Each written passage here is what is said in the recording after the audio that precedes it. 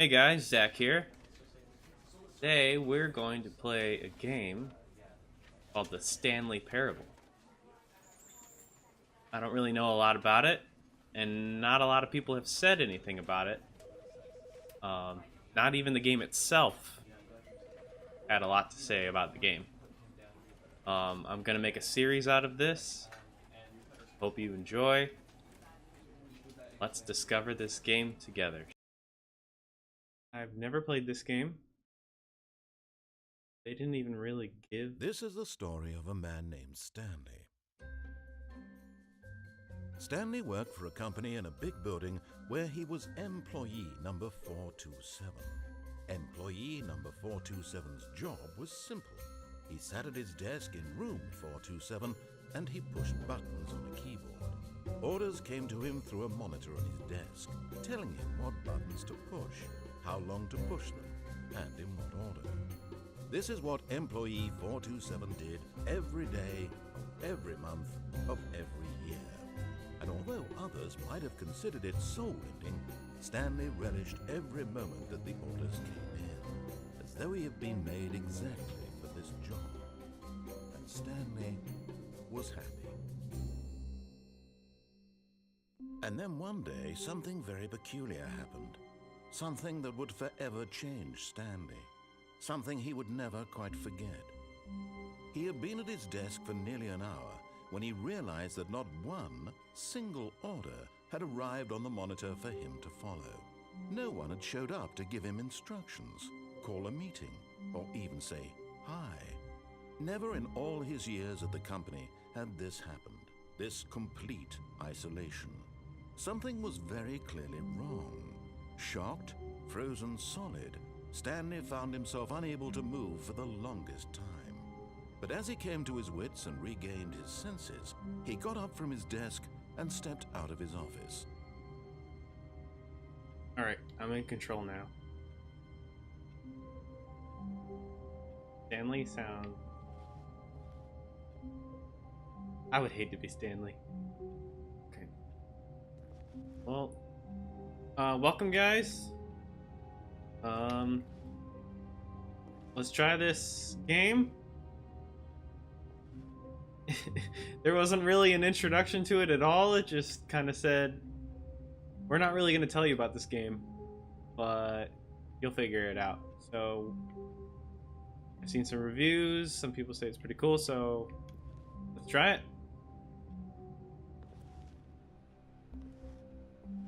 All of his co-workers were gone. What could it mean? Stanley decided to go to the meeting room. Perhaps he had simply missed a memo.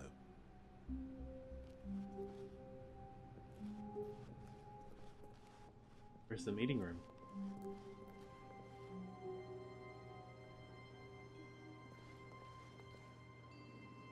Oh.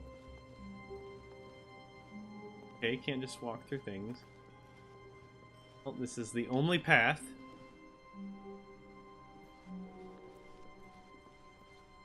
When Stanley came to a set of two open doors, he entered the door on his left.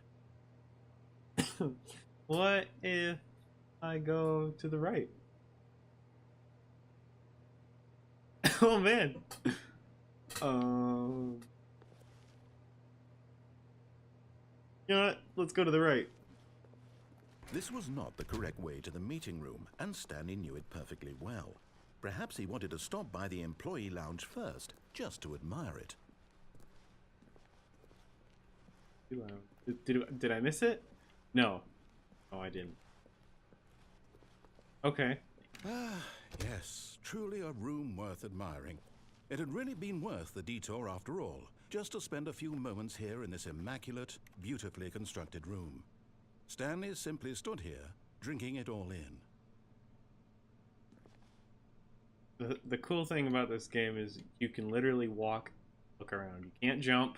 Yes, really, really worth it being here in the room. A room so utterly captivating that even though all your co-workers have mysteriously vanished, here you sit looking at these chairs and some paintings. Really worth it.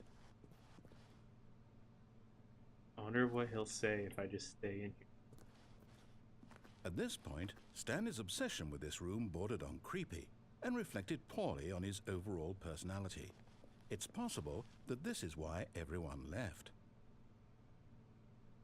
Oh, this guy's a jerk. If I stay. Stanley sat around waiting for more dialogue, but when a long time had passed and there was no more, he decided that the game was trying to send him a message. It's reading my mind.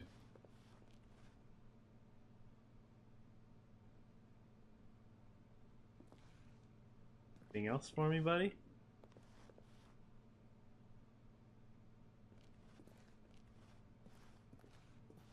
Come on. One more thing.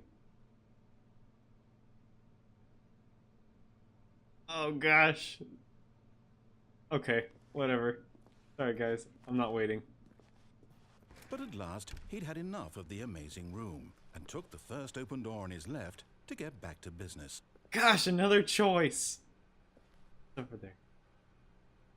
You know what? I'm gonna keep on doing exactly the opposite of what he says. Stanley was so bad at following directions, it's incredible he wasn't fired years ago.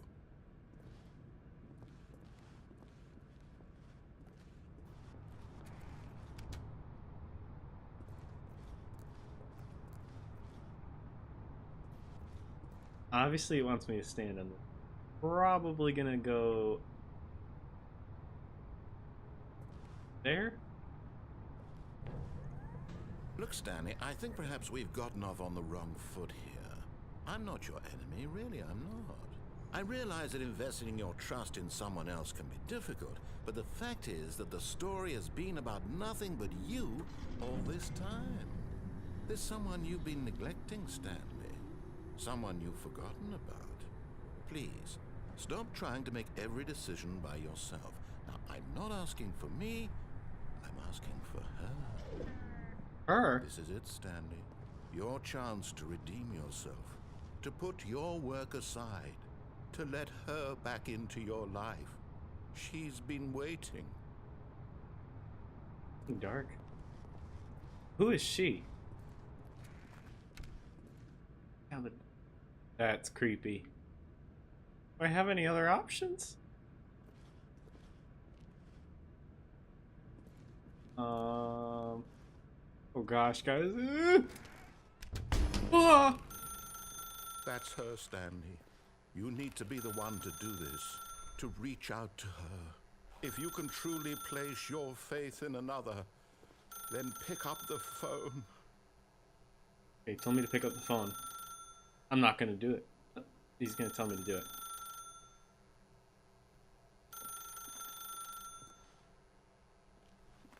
Come on, voice. Tell me what to do again.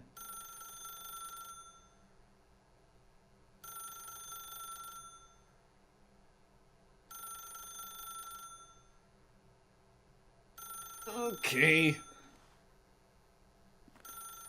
How do I... Oh.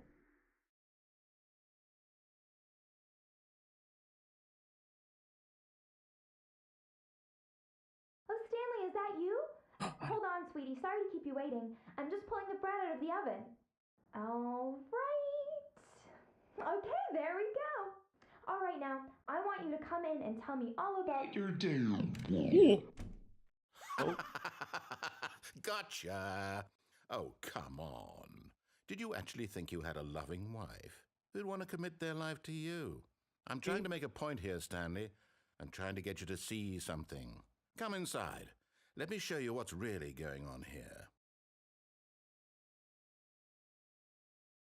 No. Sorry, Oh. but you're in my story now. Oh gosh. Tried, guys. I tried.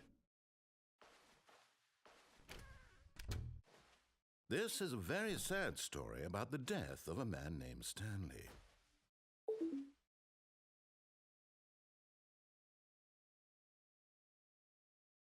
Stanley is quite a boring fellow.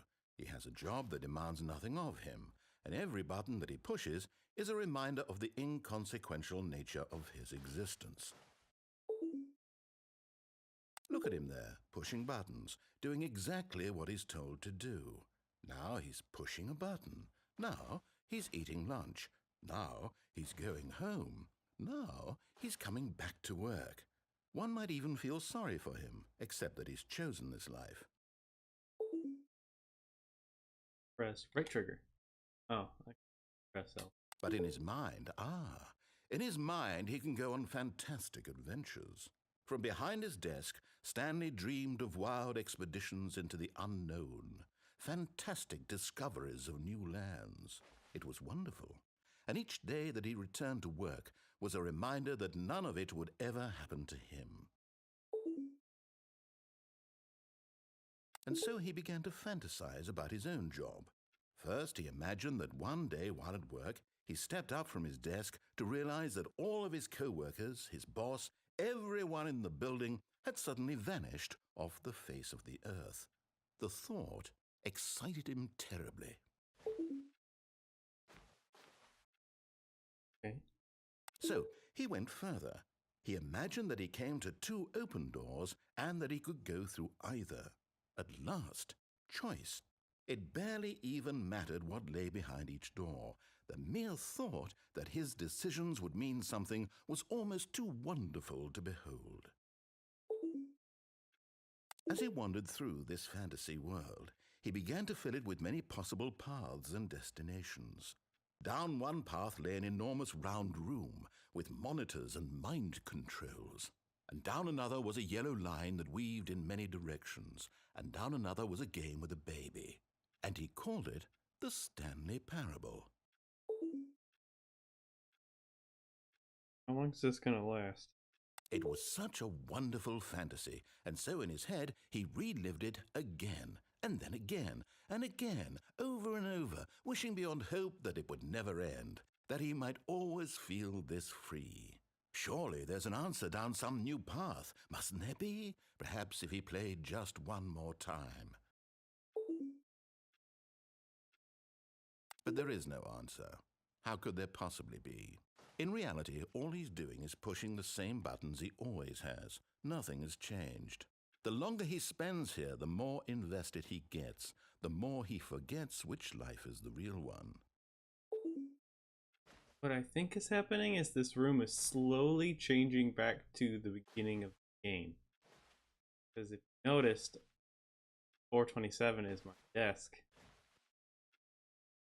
I bet either I'm going to go to sleep and I'm going to be back at the start, or I'm going to change again.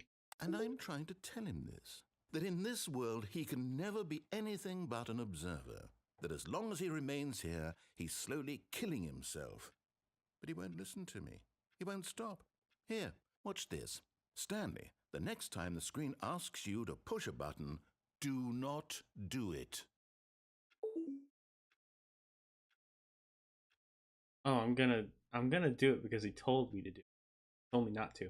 You see? Can he just not hear me? How can I tell him in a way that he'll understand that every second he remains here, he's electing to kill himself? How can I get him to see what I see? How can I make him look at himself? I suppose I can't, not in the way I want him to. But I don't make the rules. I simply play to my intended purpose, the same as Stanley. We're not so different, I suppose. I'll try once more to convey all this to him. I'm compelled to. I must. Perhaps, well, maybe this time he'll see. Maybe this time. And I tried again, and Stanley pushed a button. And I tried again, and Stanley pushed a button. And I tried. What?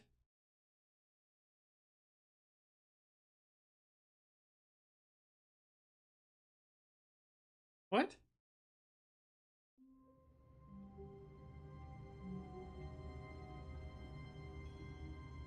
Okay. I guess I died.